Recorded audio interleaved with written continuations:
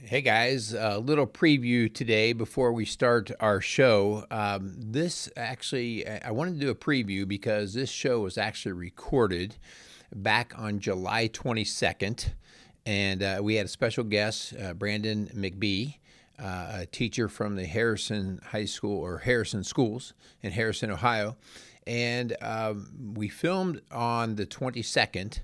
I was a little bit off then in terms of my thinking and not feeling perfectly normal, whatever that is. And then on the 23rd of July, I went into the doctor's kind of as an emergency, what the heck's going on with me? And that's the day that we found out that I had glio. So any of you have been following us along, you've seen a couple of our shows now. With my diagnosis of glioblastoma, which is a brain cancer. And so we had this show in the books, and we had all intentions of releasing it within that week or so that we recorded it. But life happened, and the next thing you know, like I wasn't able to edit shows and put shows together or do anything like that. And it just didn't seem appropriate at the time, my first show back, to do something that kept people in the dark. So that's why we did a couple of shows with just updates on my condition and what was going on with Rock Solid families and that kind of thing. So today this is an excellent show with Brandon and Andy joined us, and so we're bringing this show to you today. I think you'll get just a charge out of Brandon and just his love for what he does, speaking into dads, speaking into men, and just taking his job seriously. So I just wanted to give a little preview, a little heads up as to what's going on. And we do apologize to Brandon for putting this on the back burner for as long as we did, but I think he understands. So without any further ado, we will get right to work here and enjoy this show. Please feel free to comment, and we'll see you on the next show.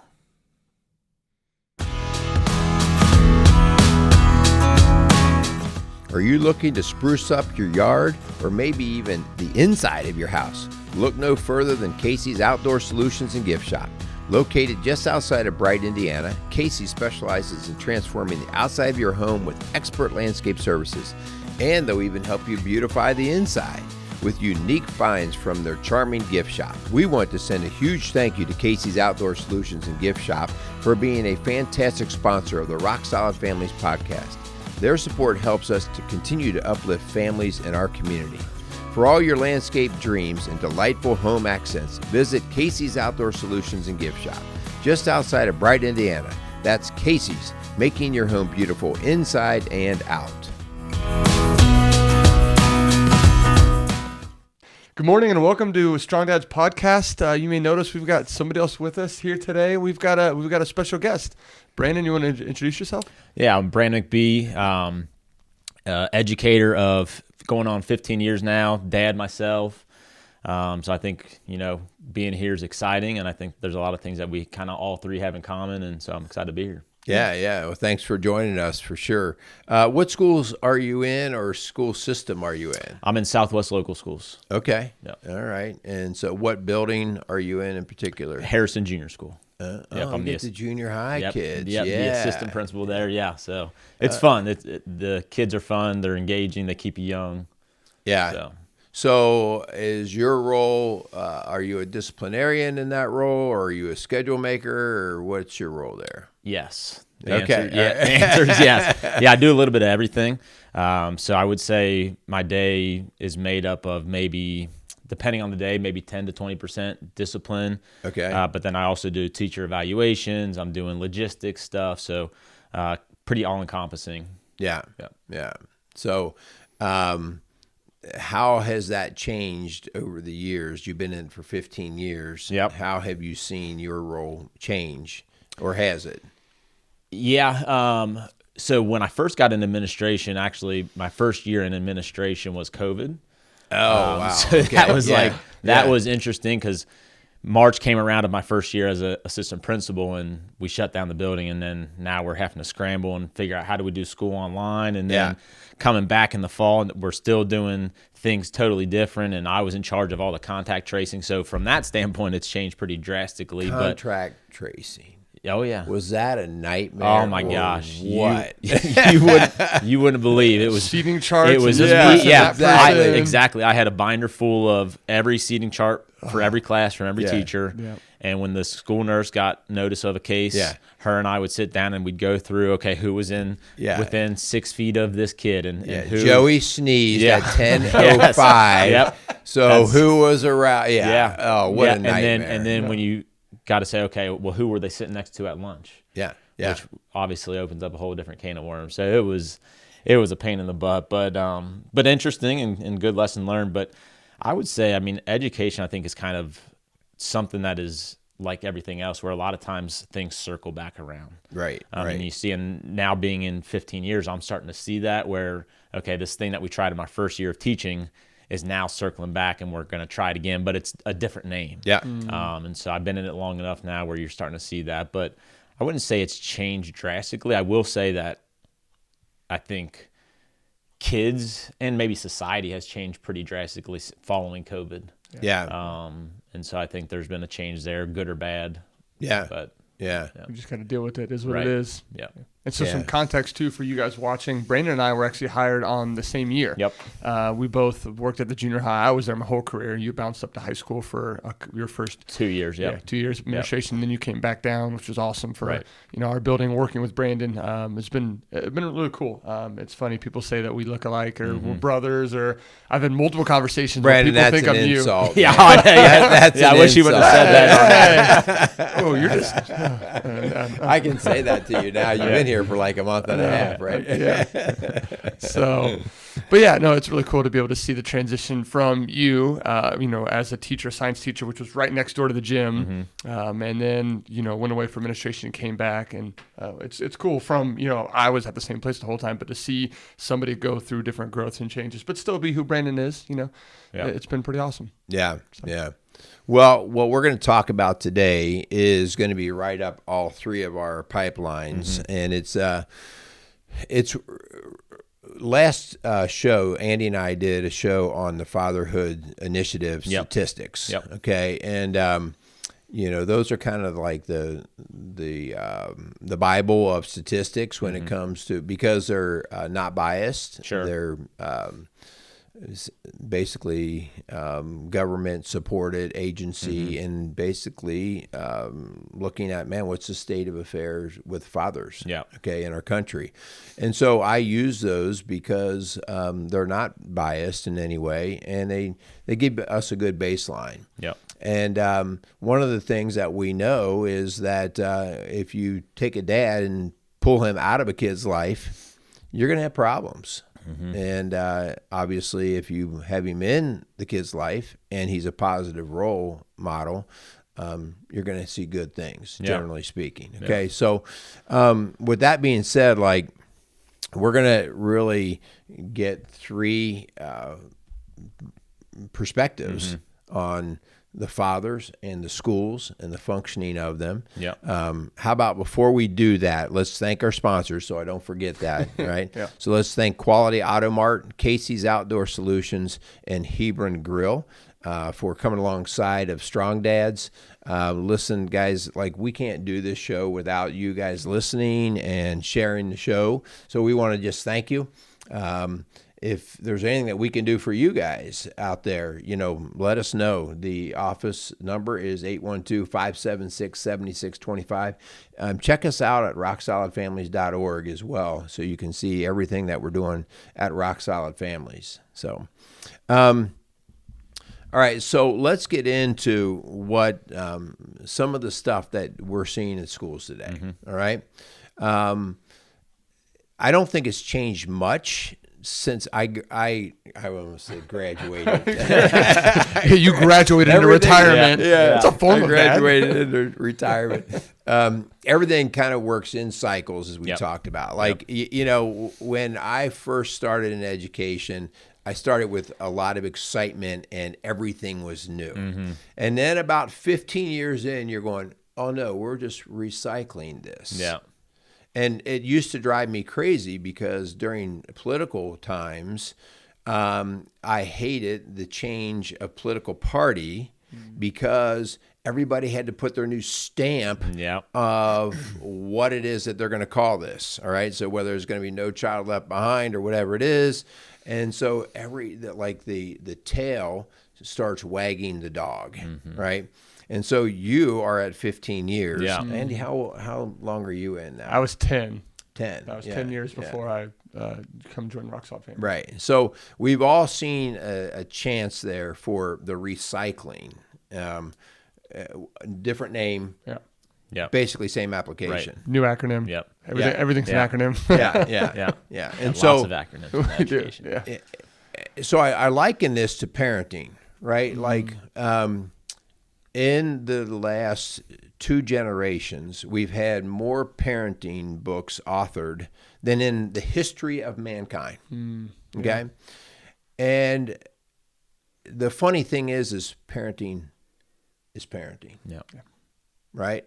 We constantly have to try to reinvent the wheel to put our name on it, to make us great, I don't know, to somehow get some notoriety. And the bottom line is we're talking about humans here and human nature, and humans don't change, right? Yeah. Culture changes, Yeah. right? And so we're going to talk a little bit about that. Yeah. But human nature doesn't change. And so, like, I think many of the problems that we see today are the same problems that you saw 50 years ago, right? In terms of human nature. Sure. But magnitudes, those kind of things change, Yeah. right? So what are you seeing, Brandon, today at your school? Yeah, I think, as you were talking about that, I think one of the things that has changed pretty significantly is just technology. Yeah. 50 years ago, they weren't having to worry about technology and what is my son or daughter going to see on the internet? What are they going to be exposed to?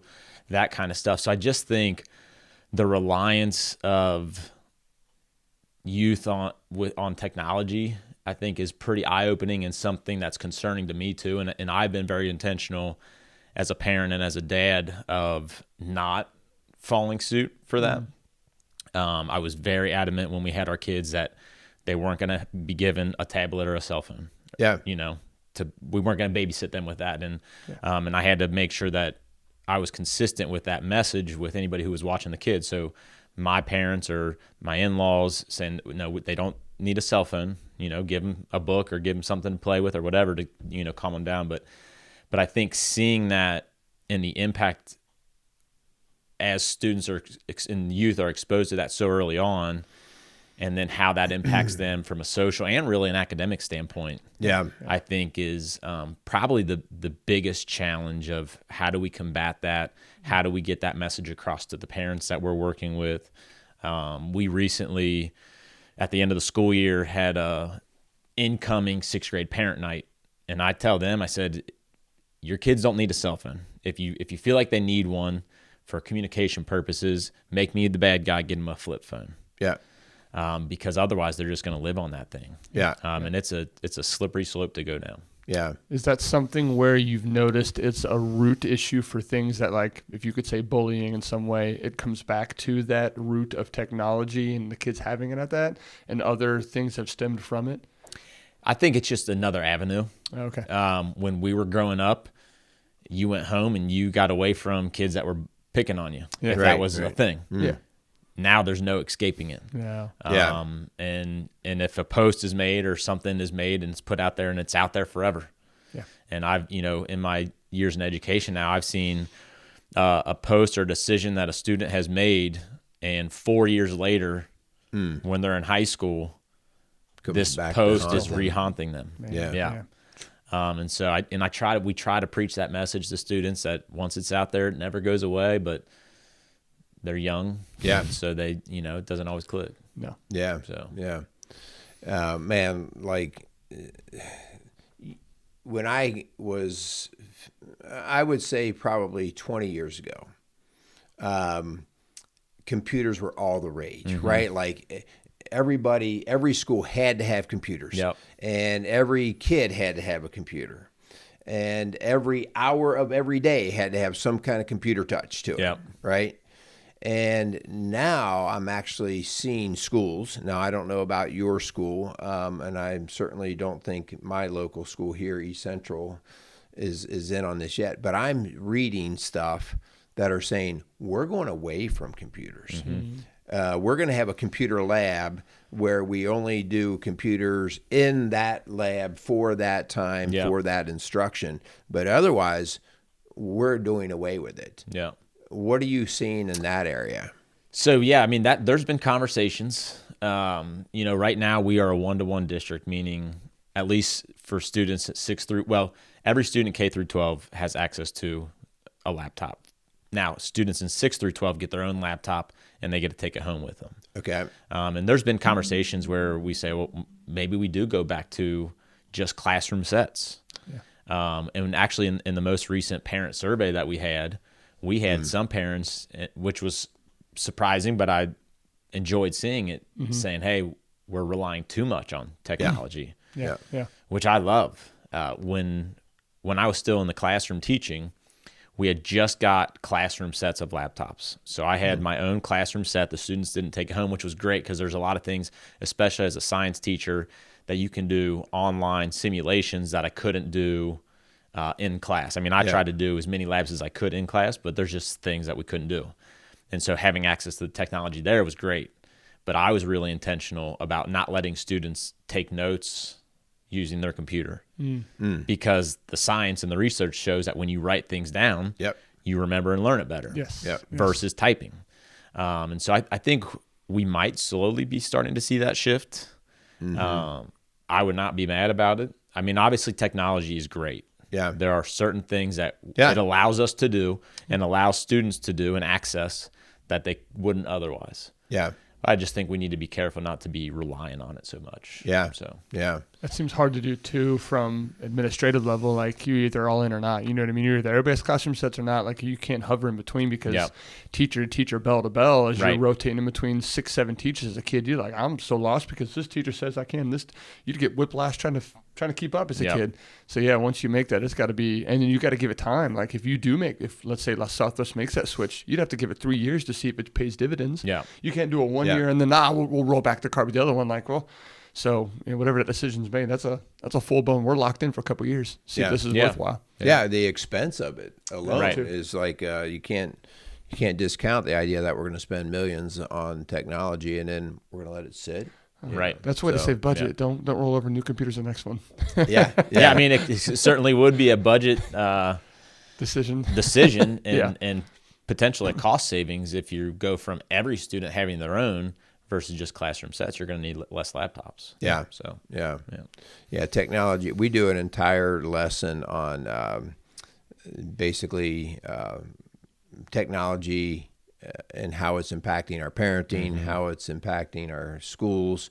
And again, like you can't throw the baby out with the bathwater. Right. Technology is not going away. Right. Okay.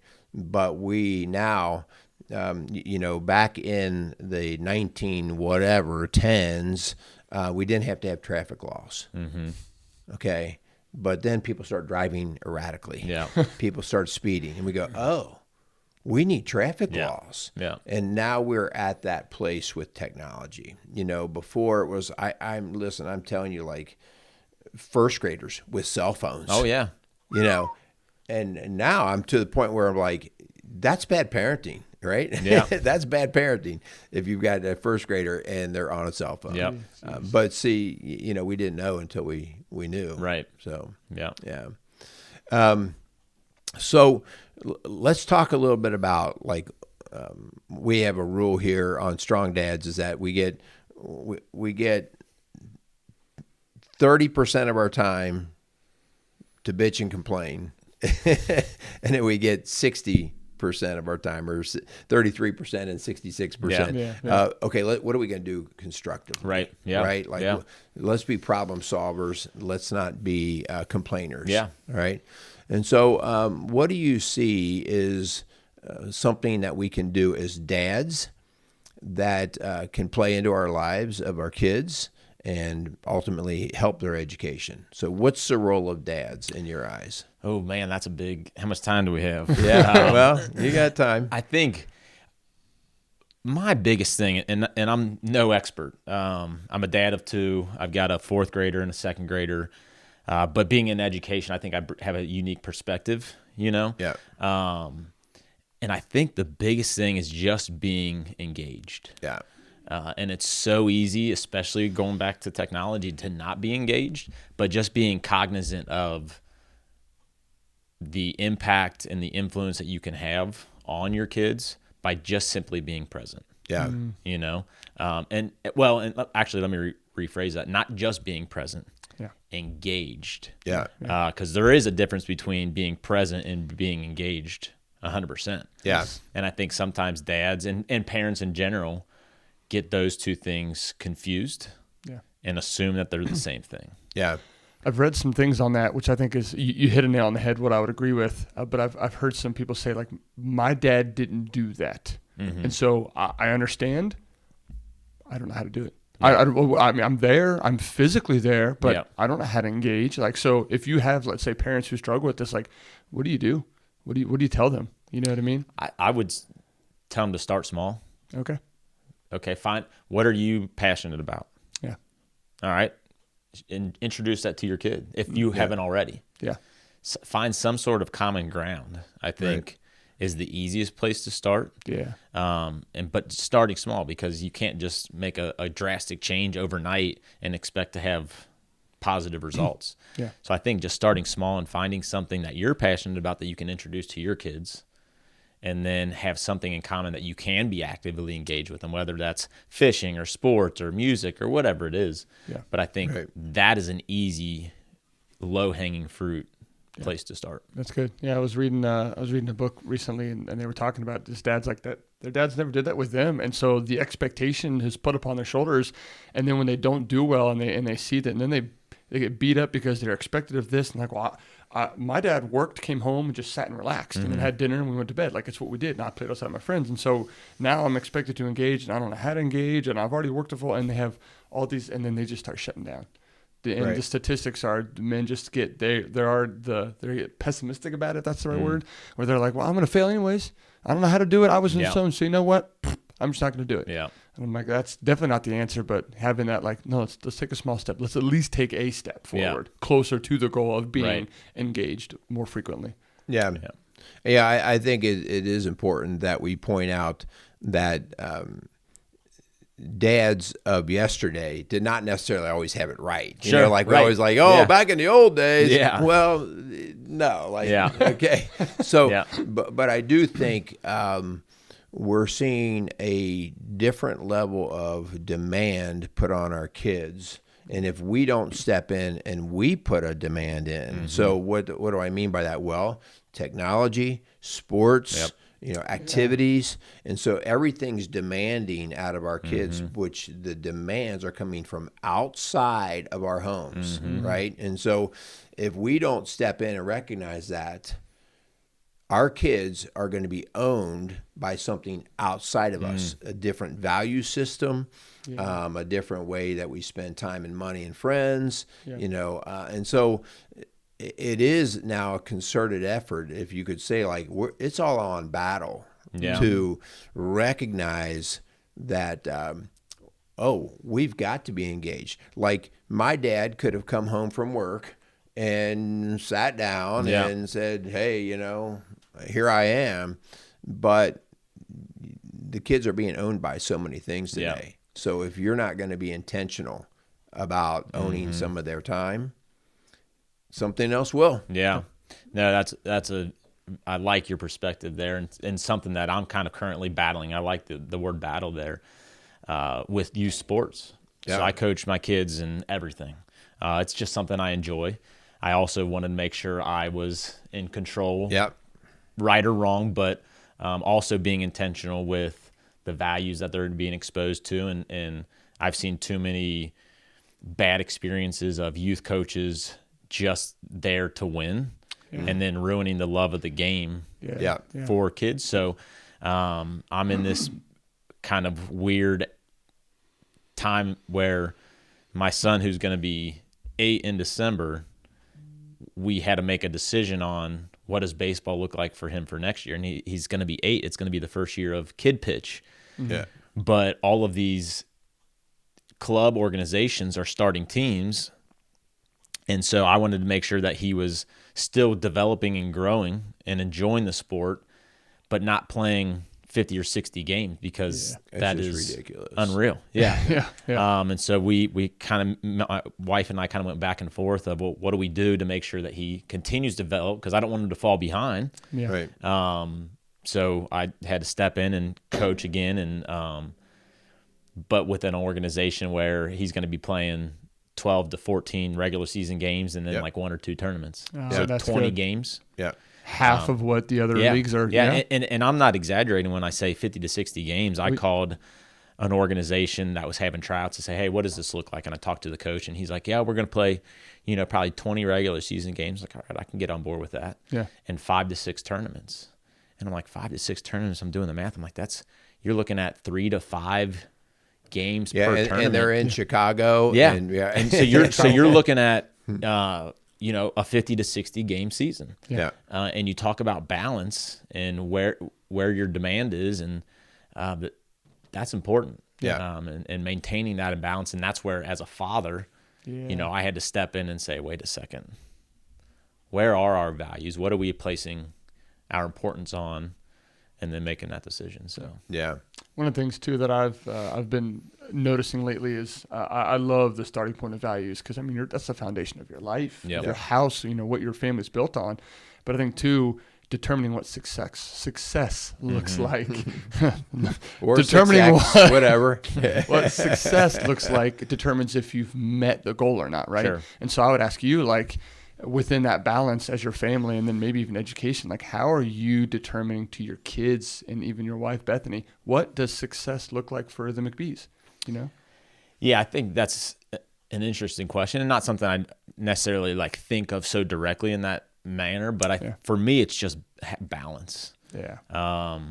Just having a balanced life. We put way more focus on making sure our kids are kind and respectful and good kids, and they do well in school, and making sure that they understand the importance of getting a good education. Yeah. We put way more value and time and effort into that than we do sports. But I'm a sports guy. I grew up playing sports. I love it. I coached at the high school and the middle school level before I got in administration. So it is a large part of my life and something that I'm passionate about too. And my kids are developing that passion. So I still want them to be able to grow and develop and have fun. Yeah. But within reason, and for me, it always comes back to, are we maintaining balance? Yeah. Yeah. I see kids get when you have that balance, so upset when they went into, I coached high school football for 9 years, when they went into the season and they didn't get whatever they thought success was. And I'm like, well, where did you even get that? Like, you had to go and win all state if you don't get your scholarships as a junior, then I can't play college football. And if they said I can't play college football, I can't. And so they've based their success on, am I going to go get a Division I scholarship by the time I enter my junior year? Yeah. I'm like, so that's the determination of success. And if they don't get it, wrecked.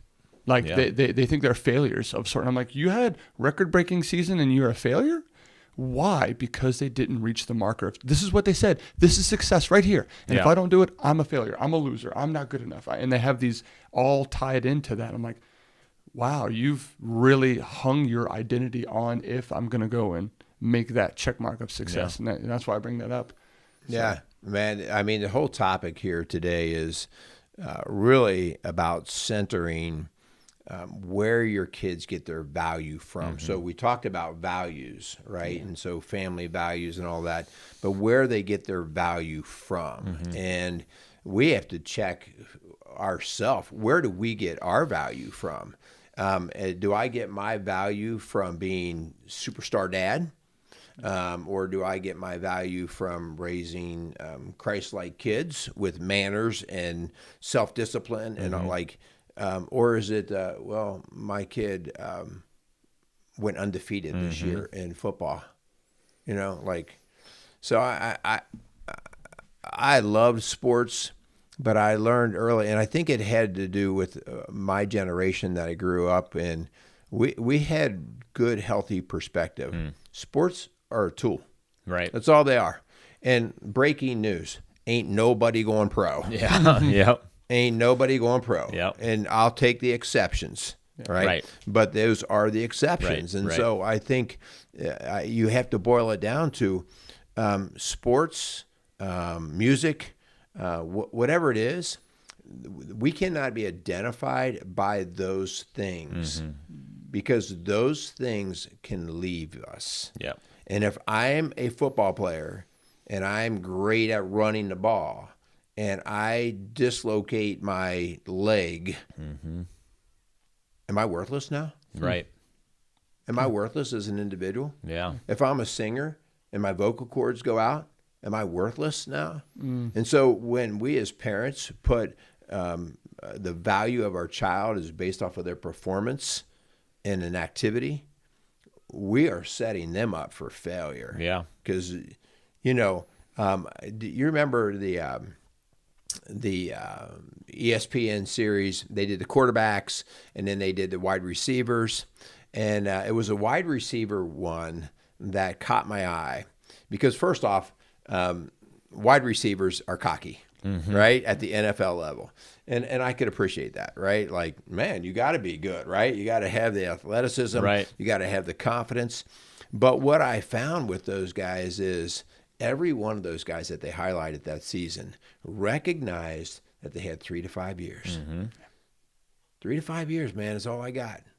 And at that point, I'm no longer going to be a pro. Yeah. And if you are, good for you, but I'm no longer going to be pro. And so what am I going to be? And I think that's where a lot of professional athletes struggle. Yeah. And why you see the collapse of them once their career's over. Yeah. Is because they did put so much value on, I'm an athlete, I'm a NFL football player, whatever it is. But once that is gone, okay, who am I now? Yeah. Well, it's the reason why you see so many guys retire and come out of retirement. Yeah. Right? Like, I think of all the big names, they retire and then they come out of retirement, and then they retire and they come out of retirement. It's because, man, those 2 or 3 years that I'm in retirement, I don't know who I am. Yeah. And I think it's easy, not just for athletes, but for anybody who, whether you identify and value, okay, I'm an administrator or an educator or a coach or a CEO, whatever it is. Or I actually just saw a podcast where an ex-Navy SEAL was talking about this. Yep. Because when he came out of the military, his identity was a SEAL. Yeah. Yeah. And he talked about all he could think about was, well, I left my guys. I left, and so it was a real struggle for him to find value and meaning in his life because that was his identity. Yeah. And now he didn't have that identity anymore. Yeah. And so adjusting to that, I think, is interesting. And that's why you just have to be careful to where you place that value. Yeah. So let's go down that road, right? So how do I help my kid understand their purpose in life, right? Because we've just come to the idea here that their purpose in life is not to be a baseball player. Right. Right? Like they might think so, Right. And good for them, right? Like they're all excited, they're 10 years old. Cool. Let's run that wave. Yeah. But we as parents have to see, we have this thing called wisdom, right? Yep. We've been there, done that. Yep. And so how do we help our kids and our coaches and our dads out there, how do we help them realize that we have to prepare our kids for something greater than baseball? Yeah. Something that's extending beyond. And I would probably load that one up as I prepare to answer my own question, like, what's something that I want my kid to be able to do for life? For life. I don't know. What do you guys think about that? Like, for life, I want my kid to be able to, what? Bounce back from failure. Yeah. They're going to fail. Like kids, everybody's going to fail. And so resilience. I was going to say resilience, handling adversity. Yeah. Yeah. And so whether it's through sport, right, or through rejection of a girlfriend, Right. right? Yeah. Right? But the idea that, okay, listen, at the end of the day, you do your activity, but what are the lessons that we have to prepare you for? and what values are you going to keep in those lessons, Yeah. right? So resilience, I think, is a really important thing that we teach our kids how to do. Well, I mean, as a coach, what else do you want your players to know, right? Like outside of the game. Yeah. Brandon, what do you think? Yeah, I think something that Andy and I have spent a lot of time together on is leadership and being able to work as a team. What does that leadership look like? And so I started a student leadership group when I first got into education or first got into administration. And when I came back to the junior high, I asked Andy if he would want to step in and run it with me. And that was something that we really put a lot of time and energy and effort in, but also racked our heads like, how do we teach this to kids? Because it's a soft skill that I don't think a lot of kids are learning. But as a coach, I think it's so valuable when you talk about what is something that can stick with you the rest of your life. And being able to work collaboratively with others, get other people to move in the same direction as what you want to do, I think is something that is invaluable, and I think is not something that kids are hearing a lot about right now. Yeah, man, I think of that's invaluable on the football field, but that's also invaluable in marriage. Being able to cooperate in your marriage, right? Being able to give and take. Like, so now we're on what appears to be a soft skill. Right? Because it's flexible in so many different areas, but really it's an essential skill. Yeah, and something that him and I recently in the last couple of years have spent a lot of time working on with the kids is understanding how others are wired. So then you can be a better communicator. You can be a better leader. You can be more empathetic. You can work through that adversity that you might be working through in a marriage or a relationship, whatever it is. And so there was a book that I read called Surrounded by Idiots. And it's that idea of like, they're different than me, they must be idiots. Right. And that was a pretty enlightening moment for me as a leader in my job, in my career, was understanding that not everybody is wired like you are, Brandon. Right. I'm super driven, very disciplined, and I really struggled early on as an administrator when I was having to work and lead adults of why aren't they like this? Right. Kids, it was easy. Yeah. Because kids are like, okay, they're kids. Right. You know, they're still developing and learning. But so we've really tried to impart that knowledge and wisdom, like you said earlier, onto our kids of, hey, understand that people are different. That doesn't make them bad. Right. But then how do you work with them? How do you communicate with them? How do you lead them and influence them in a way that you move everybody in the right direction? Yeah. So that student leadership was impactful. And I'm going to say this because I know my answer.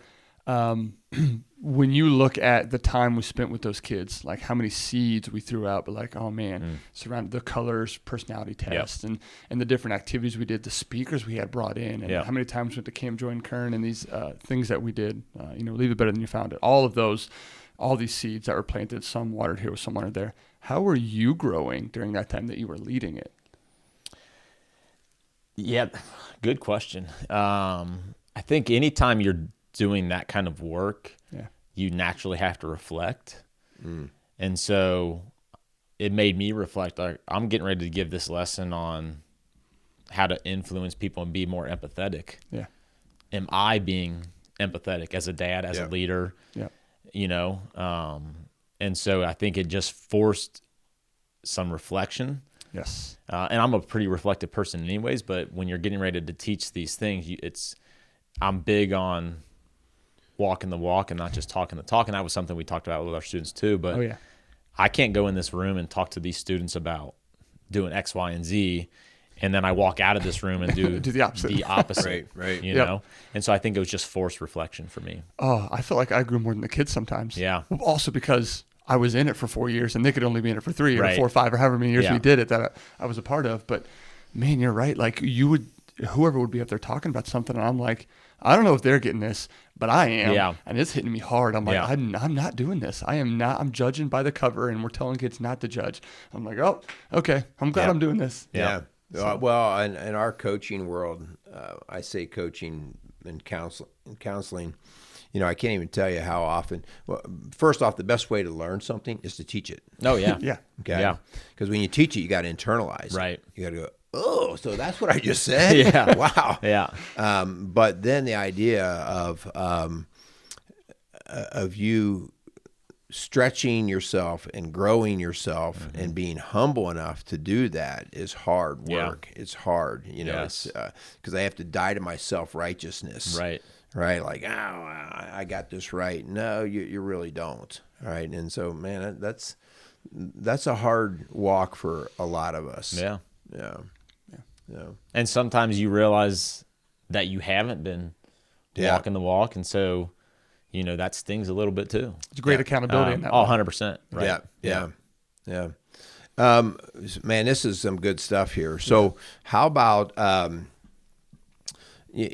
about the expectations that we set on our kids? Some would say we set too high of expectation, and so our kids are just basically driven by their parents, by their coaches. Some would say we don't set high enough expectations, right? So what's your take on expectations, and how should we go about setting those? Yeah, I think having expectations, and Andy knows I like the word standard better. That's something we talked about with our student leadership. And for me, an expectation is kind of something you're striving towards. Right. It kind of is like the highest level, whereas a standard is like the lowest level. We have to be here. Gotcha. Does that make sense? Yeah.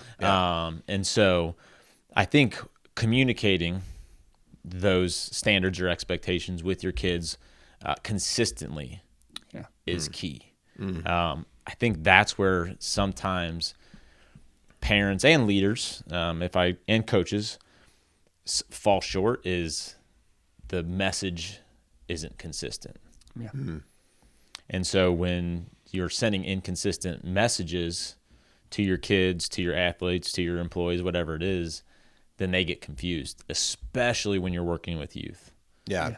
And they can't decipher, like, wait a second. They just said this, and now they're saying this, and not holding that standard. But I think just communicating it and being consistent with it is going to be key. I do think sometimes there is a lack of expectations, and there is too high of expectations.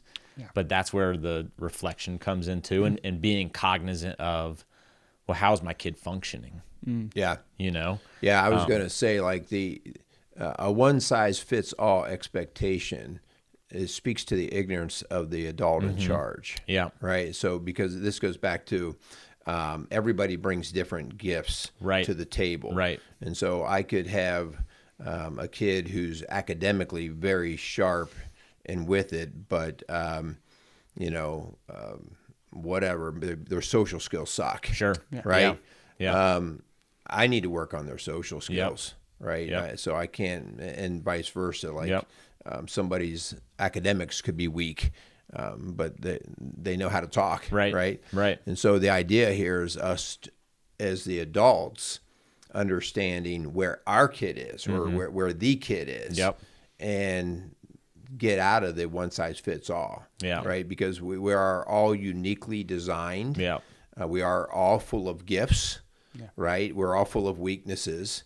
How do we, as the coaches and teachers, pick that up? Yeah. Right. So that's that perception. Yeah. Yeah. And I think just being aware of it, I'm going to say a buzzword in education that is like nails on chalkboard to teachers, is differentiation. Yeah. Yeah. But I have to do how many lessons? Yeah. But that's exactly what it is being aware of what your kids' strengths and areas of growth are. Yeah. And then going back to, like I said earlier, ensuring that they're balanced. Yeah. Because it doesn't matter if your kid's the best athlete if they're failing in school. Yeah. Because eventually, like you said earlier, that's going to go away. Yeah.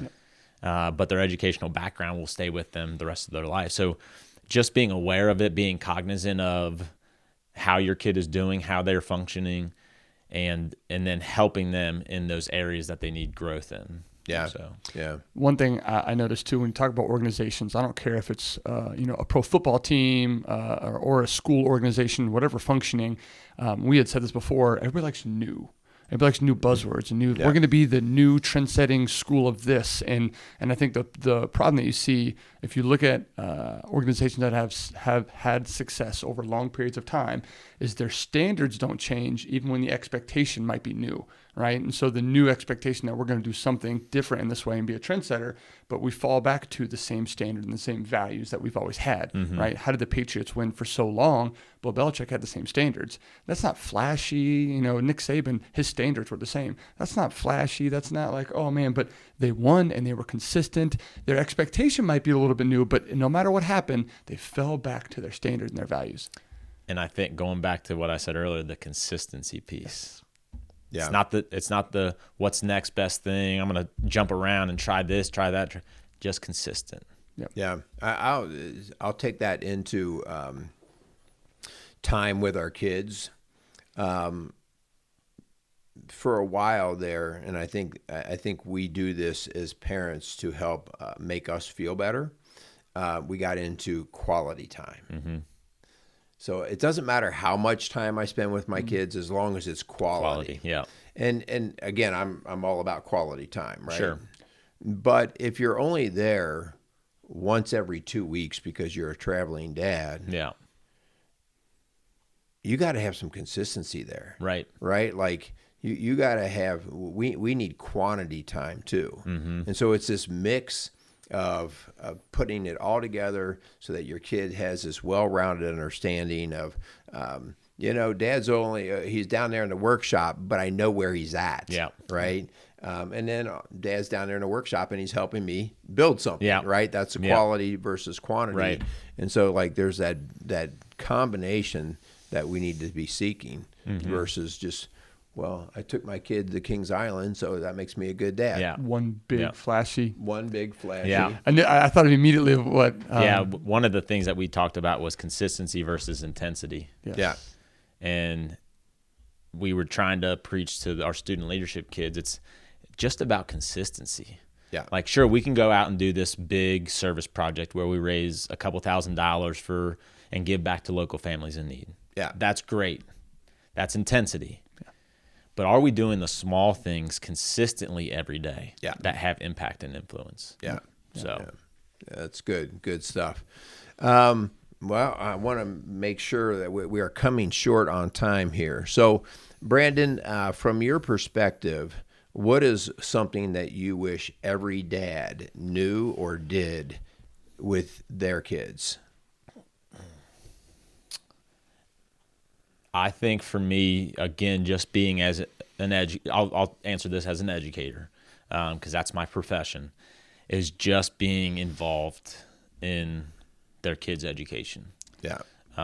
Sitting down and doing homework with them, reading with them before they go to bed at night, being involved and knowing what's going on at school. Yeah. We know that moms are heavily involved in schools, but we don't often see dads coming and volunteering or getting involved, but we want that. Yeah. Moms and dads bring very different things. Yeah. And so we want that impact and influence that dads have.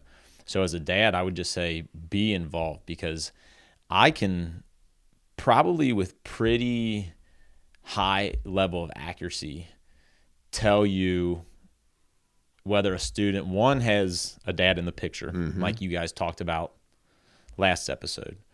But then two, if they do have some sort of father figure, some sort of male in their life, whether they are present or whether they are actively engaged. Yeah. I feel pretty confident that I could say this kid's dad is actively engaged. Yeah. Whereas this kid's dad is in his life or her life, but not actively engaged. Yeah. And so just being present in that and knowing what's going on and having those conversations with your student or your kids of, hey, what did you do? Who did you sit with at school today? What did you, who did you do something kind for? One of the things that we talked about with our student leadership that came from a book that I read still to my kids is talking about buckets and are you putting drops in other people's buckets? And so I'll do that with both my kids. I'll challenge them as we're going to bed and doing our nightly routine, which involves doing reading, doing math, having conversations about life. And I'll say, hey, tomorrow I'm going to challenge you. I want you to put a drop in somebody's bucket. and then they get excited about it. And then they come home and they're like, Dad, guess what I did? Let's hear it. Yeah. I filled somebody's bucket. I filled somebody's bucket. I complimented this girl's new shoes or whatever it is. But just being actively engaged in their education is what I would say. Yeah. I would second that. From my years of education and now from the work I do, I can tell with high levels of accuracy whether there's a dad involved at all. Because those kids are hardened and scared. Okay, they might act tough, but they're hardened and scared. Right. I worked with a 42-year-old the other day, and I could tell he never had a dad in his life. Why? He's hardened and scared. Yep. He's tough. He's tough. He's scared to death. Yeah. He's 42. Ask him the question. Tell me about your dad. Never had a dad. Yep. So he had to man up Right. on his own. Right. Which is not a pretty picture. No. Because you just do what works, right? Yeah. You know? And then I can tell a kid who's got a dad on paper, but he's not involved. Right. He's not involved because that kid is just out there floating, all right? And because he has no expectation put on him. Right.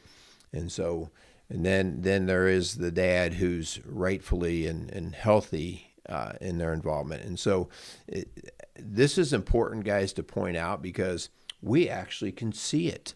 Like I can tell you within 10 minutes of a session what their dad's status is, and I may be wrong, but I'm likely not. Yeah. Okay?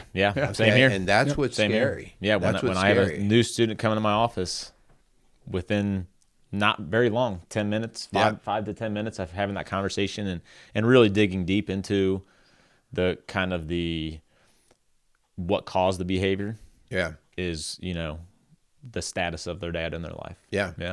Man, that's a good point right there. Just being involved and just being a positive influence. And, I think it's important too that our kids know that we're human. Own your mistakes, right? Teach your kids to say you're sorry. I screwed that one up, So many of us are afraid to admit that we've made a mistake. And so our kids, our kids already think we're a hero. Yeah. But they need to know that we're a broken hero. Right. Yeah, we're not a perfect hero. Yeah. No. So.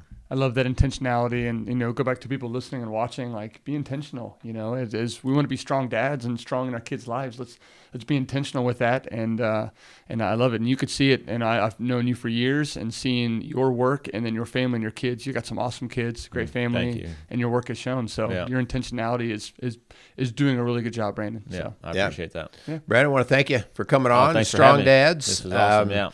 Yeah, definitely keep doing what you're doing in the schools. It's not an easy place to be. It is the front lines. Sure. Right? Yes, absolutely. And so we have to keep doing that. We want to thank our sponsors again. We want to thank Quality Auto Mart, Casey's Outdoor Solutions, and the Hebron Grill.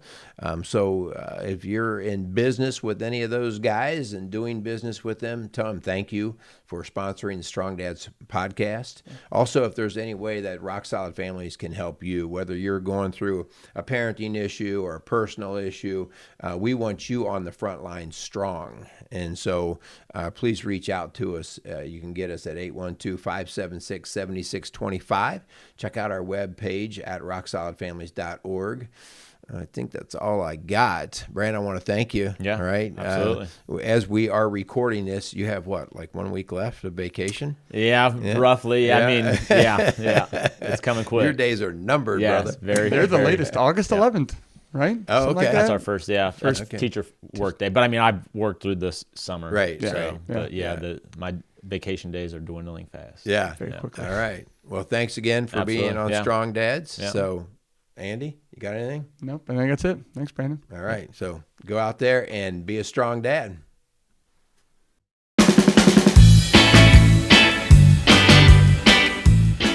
Are you hungry for some fantastic food and a great atmosphere? Then head over to the Hebron Grill. Distinctively Southern and soulfully unique, the Hebron Grill has something for everyone. It's the perfect spot for family dinners, a quick lunch, or catching up with friends. We want to send a huge thank you to the Hebron Grill for being a sponsor of the Strong Dads podcast and for their incredible support in helping us empower dads everywhere. So the next time you're looking for a great meal, remember the Hebron Grill. Find them online or stop by today. That's the Hebron Grill. Great food and great community.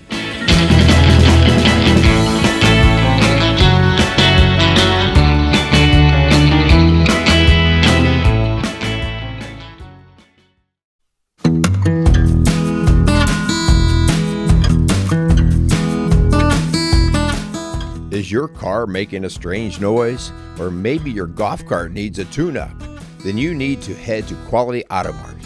Quality Auto Mart isn't just about great auto repair and muffler service for your car. They're also your go-to experts for golf cart sales and repair. And we want to give a huge thank you to Quality Auto Mart for being a dedicated sponsor of the Strong Dads podcast. Their support helps us empower dads in our community and beyond. For all your car repair needs, muffler service, or anything golf cart related, trust the team at Quality Auto Mart.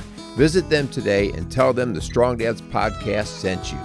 That's Quality Auto Mart, located on Route 46 outside Batesville, Indiana. Call them at 812-934-2301.